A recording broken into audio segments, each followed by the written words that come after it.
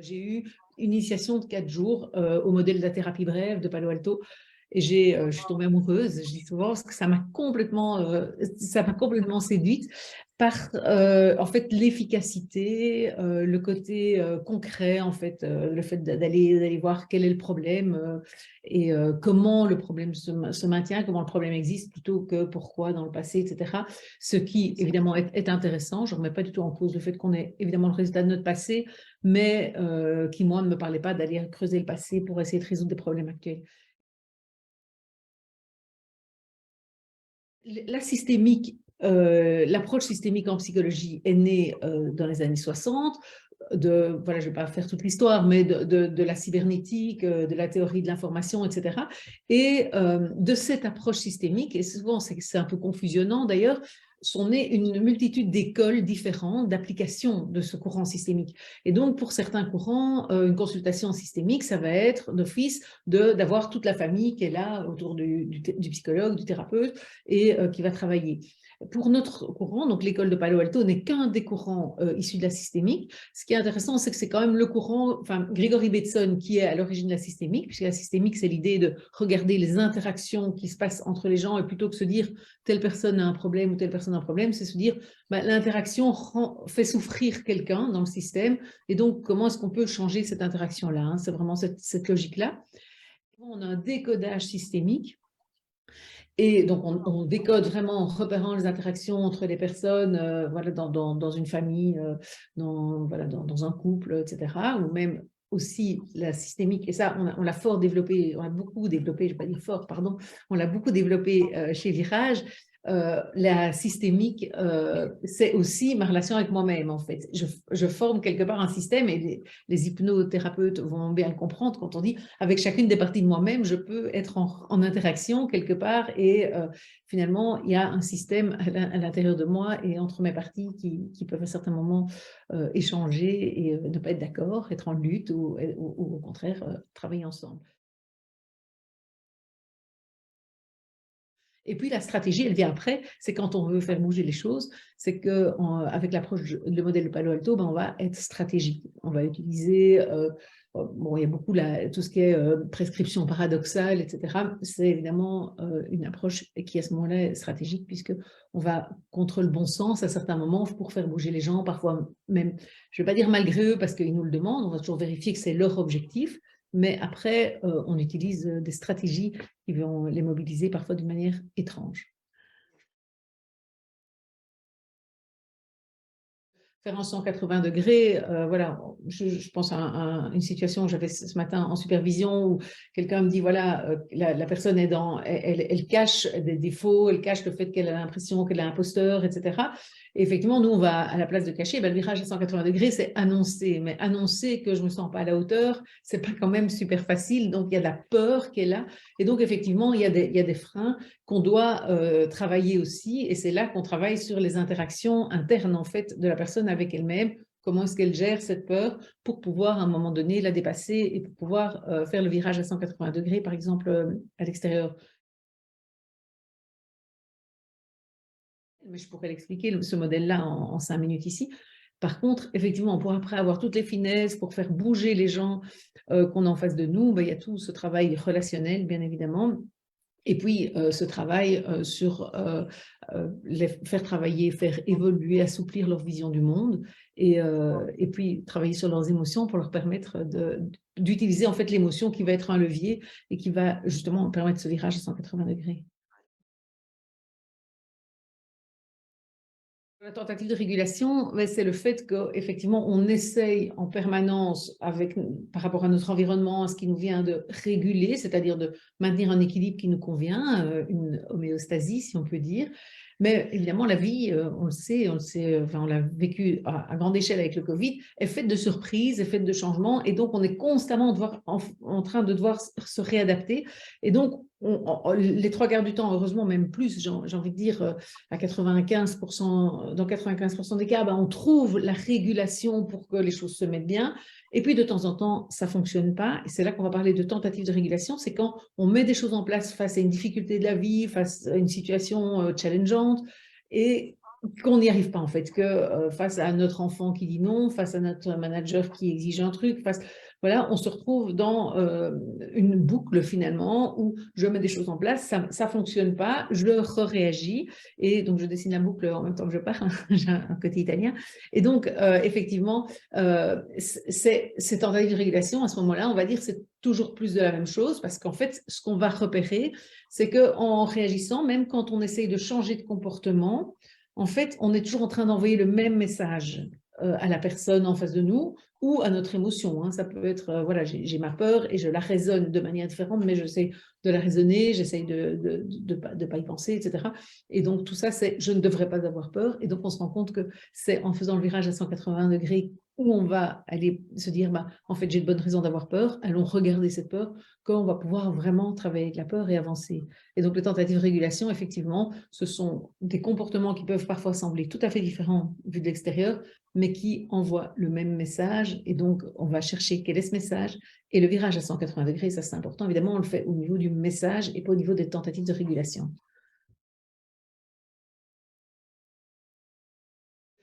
Pour nous, il n'y a pas quelque chose qui est normal, bien dans l'absolu de faire face à un enfant ou face à une émotion. Il y a ce qui fonctionne pour moi ou ce qui ne fonctionne pas ou ce qui fonctionne dans ma relation avec mon enfant.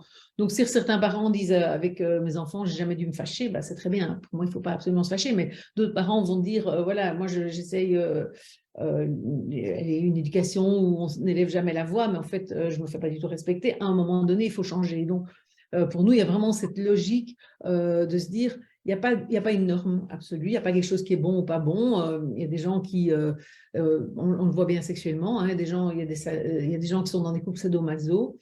C'est très bien pour eux. Voilà, moi, je ne voudrais pas me retrouver avec un sadique alors que je ne suis pas maso. Donc, ça ne me conviendrait pas. Et en fait, c'est un peu la même, enfin, c'est un peu la même chose dans la vie. C'est en permanence se dire dans les relations avec lesquelles je suis, soit ça me convient, et il n'y a pas pour nous une norme de c'est bien d'exprimer ses émotions ou c'est pas bien de les exprimer, il y a ça me convient ou ça me convient pas. Mais si je souffre et que je me rends compte que je souffre parce que je sais pas moi dans ma relation, je suis jamais compris, je suis jamais entendu et qu'on se rend compte qu'en fait j'exprime jamais mes émotions, ben là on va essayer d'aider à exprimer les émotions et par contre on va avoir d'autres personnes qui vont être dans une souffrance parce qu'ils expriment trop leurs émotions et que la manière dont c'est reçu par l'autre n'est pas adaptée. Et donc, on va les amener à exprimer moins leurs émotions. Donc, c'est vraiment, et avec les parents, c'est exactement la même chose. Si on reprend l'exemple de comment éduquer un enfant, il y a des parents avec qui que je vais amener à mettre plus de cadres parce que leur tentative de régulation spontanée n'est pas d'en mettre et que, à la limite, ça m'est égal, sauf à partir du moment où eux viennent chez moi consulter en disant ça marche pas avec mon enfant. Et puis d'autres parents avec qui je vais amener à qui je vais amener lâcher du contrôle, lâcher du cadre, parce qu'ils sont tout le temps super stricts et que leurs enfants, par exemple, sont tout le temps en train de faire exactement le contraire de ce qu'ils attendent et qu'il y a un jeu comme ça euh, de résistance, je veux dire, qui se met entre eux. Sinon, vouloir stratégique, il est super important parce que justement, c'est ce qui fait la différence entre, quand on parle d'une approche stratégique, justement, et une manipulation. En fait, ce non-vouloir, c'est le fait de se dire vraiment, on va aller là où la personne veut. Et c'est pour ça que je parlais tout à l'heure de souffrance, parce que c'est vraiment la souffrance qui va qualifier l'intervention. En fait, c'est qui va motiver, mobiliser l'intervention. Donc la personne, elle va nous dire, je souffre de ça, je sais pas, voilà, dans mon couple, voilà, ça se passe comme ça, c'est moi qui fais tout et tout ça. Enfin, ça, c'est pas tellement un problème. Mon problème, c'est autre chose. Et donc, je vais pas, moi, me dire, oh là là, mais quand même, quand elle m'explique, c'est pas du tout normal, elle a toute la charge mentale, elle a ceci, ça va pas du tout. Non, si elle me demande pas de travailler là-dessus, je vais l'accepter, même si moi, je me dis, si je me dis, moi, Marina, je voudrais pas être dans ce couple-là, moi, ça fonctionnerait pas comme ça. Mais on va vraiment partir de la demande de la personne, de là où elle souffre, elle, pour aller faire bouger les choses dans le sens où où elle demande d'aller.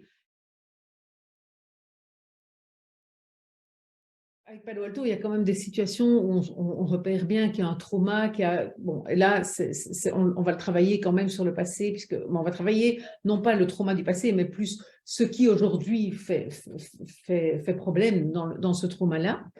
Alors, moi, je trouvais que justement, moi, je me suis formée à l'hypnose parce que justement, je trouvais que pour les traumas, il y avait moyen de faire mieux que ce que Palo Alto faisait. Je trouve que c'était un peu la limite. Par contre, je trouve que pour aller en profondeur, il faut commencer par la surface, hein. Si on plonge sous la mer, il faut passer par la surface d'abord. Et donc, je pense qu'en commençant par travailler avec les interactions que la personne amène, on va progressivement être amené à aller sur des sensations qui vont rappeler un truc de l'enfance. Mais tiens, c'est intéressant de voir comment vous l'avez géré quand vous étiez enfant, comment vous le gérez maintenant. Et souvent, moi, quand même, il m'arrive de faire remarquer aux gens que leurs tentatives de régulation qui ne sont plus fonctionnelles maintenant, elles ont une bonne raison d'être là. Et souvent, on se rend compte que quelqu'un, par exemple, qui est tout le temps en train de s'écraser, en fait, il a appris dans sa famille d'origine, par exemple, qu'il valait mieux la boucler, parce que sinon, on se mettait en danger de se prendre une torgnole ou une humiliation, même verbale.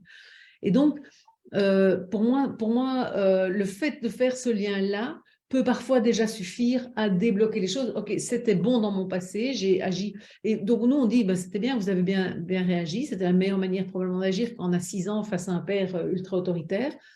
Mais aujourd'hui, vous allez pouvoir agir autrement, dans un contexte différent, et puis en leur faisant... Et nous, l'idée, c'est vraiment qu'en leur faisant vivre l'expérience émotionnelle, qu'en agissant autrement, qu'en se positionnant en position un peu plus haute, etc., ils ne se mettent pas en danger, on va pouvoir nourrir de nouvelles expériences qui vont quelque part élargir leur champ des possibles par rapport à ce qu'ils avaient acquis dans le passé. Évidemment, il y a des tâches qui sont données entre chaque séance. Et ces tâches-là, elles sont vraiment capitales puisque elles sont l'occasion de vivre des expériences et que ces expériences vont venir compléter nos expériences passées et donc nourrir notre potentiel, en fait. C'est le moment où on va demander à la personne de faire quelque chose. C'est le moment, en fait, où on va la mettre dans une situation, enfin, on va lui proposer de se mettre dans une situation de vivre cette expérience nouvelle, cette expérience différente. Certains, Giorgio Nardone l'appelle l'expérience correctrice. Moi, j'aime moins ce mot-là parce que c'est comme si tout le reste était faux, alors que le reste pouvait avoir été juste à certains moments dans sa vie et pourra de nouveau l'être à d'autres moments. Donc, si je reprends l'exemple de la personne qui s'écrase et se soumet, OK, à ce moment-là dans sa vie, quand elle vient nous voir, c'est plus adapté et elle en souffre. Mais il se peut qu'à certains moments dans sa vie, il vaut mieux qu'elle arrive à s'écraser. Et ce n'est pas pour ça que dorénavant, elle va devoir tout le temps être en posture haute, quoi. Donc, c'est important de se dire que l'expérience, la tâche, n'est pas une solution une fois pour toute sa vie. C'est vraiment faire vivre une expérience nouvelle à la personne qui permet d'ouvrir son champ des possibles, en fait, de lui faire se dire, OK, je peux aussi me positionner comme ça et je vois ce que ça donne. Et en voyant ce que ça donne, j'apprends que c'est intéressant pour moi, j'apprends que je gagne ça et ça, mais ça n'empêche pas que peut-être à d'autres moments, ce sera intéressant de maintenir ce que je faisais avant. Un exemple aussi que je prends souvent, c'est les gens qui n'arrivent pas à dire non. Bien évidemment, on va les aider à dire non, mais l'idée n'est pas qu'ils disent dorénavant non à tout le monde tout le temps, quoi. C'est qu'ils arrivent à faire la part des choses et qu'ils sachent, mais qu'ils sachent qu'en tout cas, en disant non, c'est possible d'être entendu, c'est possible d'être respecté et c'est possible de ne pas non plus voir la personne qui est déçue complètement, qui nous rejette complètement, etc. Donc, c'est faire vivre des expériences comme ça pour faire en fait grandir la personne quelque part. Et donc, justement, par rapport à tout ce qui était ancré dans le passé comme apprentissage, à nourrir de nouveaux apprentissages maintenant qui vont faire que la personne est capable d'avoir d'autres attitudes et donc d'élargir ses possibles, quoi. Alors, donc ce mapping, oui, effectivement, donc on l'a créé vraiment avec l'équipe, avec Philippe, donc qui est là, avec l'équipe d'origine vraiment de Virage. Moi, je le présenterais à la fois comme un outil pédagogique, comme tu l'as dit, mais aussi comme un outil, enfin, et surtout même comme un outil clinique, parce qu'au fait, moi, je l'utilisais déjà en partie, après on l'a affiné vraiment avec mes collègues, mais je l'utilisais déjà dans chacune de mes... Et c'est comme ça, en fait, qu'on a eu l'idée. J'ai dit, moi, en fait, je dessine en séance. Chaque fois, je dessine. Et donc, on l'a affiné, on l'a construit, on a mis des noms sur les flèches. C'est intéressant à partager avec le patient pour lui montrer parfois ce qui se passe, parce que c'est une autre forme de recadrage, c'est presque une métaphore. Enfin, voilà, c'est un dessin de ce qui lui arrive. Et donc, ça permet vraiment qu'il voit, et donc ça permet déjà de faire bouger les choses quand on lui montre la boucle qui dit que plus il fait ça et plus ça maintient le problème, ça fait peur pour le patient. Et c'est un peu l'objectif, il faut qu'il ait un peu peur de ces tentatives de régulation, puisque ça maintient le problème. Et donc après, évidemment, ce qui est intéressant aussi, c'est que le sens des flèches nous donne l'idée sur quelles flèches on doit travailler et qu'est-ce qu'on doit bloquer comme tentative de régulation pour permettre le changement, quoi. puisqu'on sait que les flèches qui partent de la personne, c'est sur quoi elle peut changer les choses. Donc, ce sont des tâches qu'on peut lui donner, ce sont des expériences qu'on peut lui faire faire, alors que les flèches qui lui arrivent, en général, c'est quelque chose qu'elle ne contrôle pas et qu'elle ne peut pas changer. C'est vrai que faire quelque chose à quelqu'un entre deux séances, il faut déjà, et qu'il soit en plus à l'inverse exactement de ce qu'il faisait avant d'arriver chez nous, forcément, il faut quand même qu'on aille choper la personne et la rejoindre vraiment très bien pour qu'elle ait la confiance qu'elle prenne le risque de faire ça. Donc, c'est vrai que je pense que tu as raison, il y a quand même un côté relationnel qui est vraiment, vraiment très important. Et puis, je dirais qu'il y a des tâches de consolidation qui vont, elles, permettre, parce que c'est vrai qu'on a parlé, on n'a pas encore vraiment parlé, mais pour nous, voilà, le changement peut venir même assez rapidement, finalement, mais c'est important de l'ancrer quelque part pour la personne. C'est pas juste vivre une expérience comme ça. Alors, parfois, ça suffit, hein. Certaines personnes vivent une expérience et voilà, c'est acquis, mais quand même, souvent, on travaille aussi pour consolider le changement, pour que la personne puisse parfois même juste comprendre ce qui s'est passé parce qu'elle l'a vécu, émotionnellement elle l'a ressenti, mais c'est intéressant qu'elle puisse se dire comment je pourrais refaire si je me retrouve de nouveau avec, je sais pas moi, un collègue qui ne me respecte pas. Maintenant, ok, j'ai régulé cette relation-là, ça se passe mieux, mais si ça revient avec lui ou avec un autre, comment je peux faire? Et c'est important pour nous que ce soit consolidé. On souhaite presque que ça revienne, hein. C'est intéressant. Moi, je l'ai vécu avec une patiente qui avait fait le TCC et qui était même psychologue en fait en thérapie comportementale, donc, et qui avait des problèmes pour conduire en voiture et qui me disait oui, ça a marché un moment, mais ça ne marche pas toujours. Et donc, j'ai fait de l'affrontement. Je pense que c'est comme vous, mais peut-être vous allez me proposer autre chose, etc. Et elle me dit, en fait, pour eux, ça marche quand elle prenait le volant et qu'elle n'avait pas de crise d'angoisse sur sa route. Et moi, je disais, mais moi, ça marchera quand vous pouvez avoir une crise d'angoisse et continuer à conduire, en fait. Et donc, pour moi, ça m'a bien montré, en fait, eux affrontent en voulant éviter. Finalement, la réussite, c'est que ça ne se passe pas. Et nous, la réussite, c'est que ça se passe, mais qu'elle puisse gérer. Parce qu'à partir du moment où ça se passe et elle peut gérer, j'ai envie de dire, elle est sauvée pour toute sa vie. Enfin, j'exagère un peu en disant ça, hein, c'est pas ça. Mais je ne veux pas dire qu'on fait des miracles, mais c'est vrai que du coup, si elle est capable de gérer ses crises d'angoisse, là, elle a vraiment gagné sur les crises d'angoisse. On peut vendre la tâche vraiment de manière très hypnotique en contextualisant, en utilisant les sens, etc., pour que la personne vive déjà la tâche comme une première fois en séance. Et on sait aujourd'hui que quand le cerveau, enfin qu'on peut tromper notre cerveau et qu'une fois que ça a été vécu de cette manière-là, c'est comme si ça avait déjà été fait. Et donc, ce sera beaucoup plus facile pour la personne après de la mettre en œuvre dans la vraie vie, quoi, dans son quotidien. On peut faire le lien avec l'hypnose parce que je pense que c'est un modèle qui au départ était quand même très mental et qui reste quand même assez mental. Et c'est pour ça que l'hypnose vient bien compléter ce modèle parce qu'en fait, il est dans la séance quand même assez mental au départ. Et puis il y a la tâche. Et la tâche, c'est l'expérience émotionnelle. Et je trouve que, comme je disais tout à l'heure, l'hypnose permet de mettre déjà des expériences émotionnelles à l'intérieur de la séance et que donc, forcément, on accélère vraiment le processus. Enfin voilà, je pense que le modèle Palo Alto a des tâches pour les traumas, mais je pense que vraiment, là, il n'y a pas photo, l'hypnose est beaucoup plus puissante parce qu'on est vraiment là dans les émotions à vif, quoi. Je pense qu'il y en a qui diraient que c'est pas possible. Moi, je pense que quand même c'est possible. J'enseigne quand même Palo Alto, je disais tout à l'heure à l'université, c'est dans un cursus avec d'autres approches et j'enseigne en 2 jours. Et je leur dis souvent en 2 jours, voilà, vous ne pouvez pas en 2 jours l'utiliser, Palo Alto, comme ça, de manière. Mais vous pouvez quand même aller en tirer pas mal de choses. Cette notion de tentative de régulation, le fait de se dire, arrêtons de continuer à faire plus de la même chose, comment repérer ça, le mapping, ça peut s'enseigner assez vite, je pense. Et ça peut effectivement être au service, moi je pense, d'autres approches, même si on n'applique pas du Palo Alto pur et dur. Alors, je pense que tout le monde ne le dirait pas comme ça. Euh, mais je crois qu'effectivement, il y a quand même moyen de faire, oui, d'aller tirer dans Palo Alto des choses qui vont orienter autrement peut-être ma pratique de l'hypnose, qui vont me faire voir quelque chose différemment, faire bouger peut-être la personne un peu différemment, réorienter. Et puis, je pense aussi pour tout ce qui est interaction externe avec, je pense que ça, là, Palo Alto peut assez facilement être utilisé de manière plus simple. Alors, moi, j'ai l'impression qu'on pourrait se dire que ça peut... Alors, il y a deux choses. J'ai l'impression que ça peut résoudre quand même pas mal de choses, mais que ça dépend quand même vraiment beaucoup de si la personne est cliente. Donc, c'est-à-dire que pour nous, si elle est, enfin ça tu le sais, mais je le redis, c'est que si elle souffre, qu'elle demande de l'aide vraiment, si elle a essayé de faire des choses, parce que si elle n'a rien essayé de faire, ben, il n'y a pas de tentative de régulation et la Palo Alto est un peu coincée, puisqu'évidemment, on part des tentatives de régulation pour faire ce virage à 180 degrés. Et si on ne peut pas s'appuyer là-dessus, on ne peut pas le faire. Donc, quelqu'un qui n'a rien essayé, qui est dans la plainte, qui dit, voilà, non, j'ai pas l'énergie, c'est beaucoup plus difficile, évidemment.